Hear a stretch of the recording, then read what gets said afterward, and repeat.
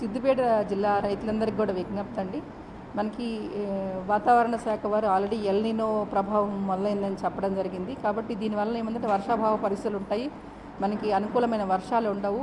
మనం ముఖ్యంగా అందరూ కూడా రైతులందరూ కూడా వరి పండిస్తున్నారు. దీనివల్ల ఏమవుతుందంటే మనకి సరైన అంటే సక్రమమైన టైంలో మనకి వర్షాలు లేకపోతే కనుక ఎల్‌నినో ప్రభావంతో ఆ పంట మనకి దిగుబడి రాదు, ఎండిపోయే అవకాశం ఉంటుంది.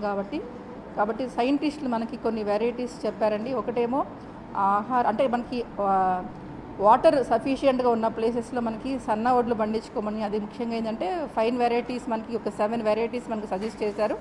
ఈ 7 వెరైటీస్ని పండించుకోవటము, వర్షం ఉన్న చోట వాటర్ అవైలబుల్గా ఉన్న చోట అలా పండించుకోవటము, వర్షాభావ పరిస్థితులు ఎక్కడైతే ఉన్నాయో అక్కడన్నీ కూడా పప్పు దినుసులు, నూనె గింజలు, అట్లాగనే కంది, మినుము, పెసర, అదే రకంగా మిల్లెట్స్, కూరగాయలు ఇలాంటివన్నీ కూడా పండించుకోమని చెప్పి మనకు అడ్వైజ్ చేయడం జరిగింది. కాబట్టి రైతులందరూ కూడా ఈ వర్షాభావ పరిస్థితులకి ఇంతవరకు నారుమడులు కూడా వేసుకోలేదు. కాబట్టి దయచేసి అందరూ కూడా మనకున్న వాతావరణం అనుకూలించే పంటలు ఏమైతే ఉంటాయో అవి పండించుకోవాలని విజ్ఞప్తి చేయడం జరుగుతుంది.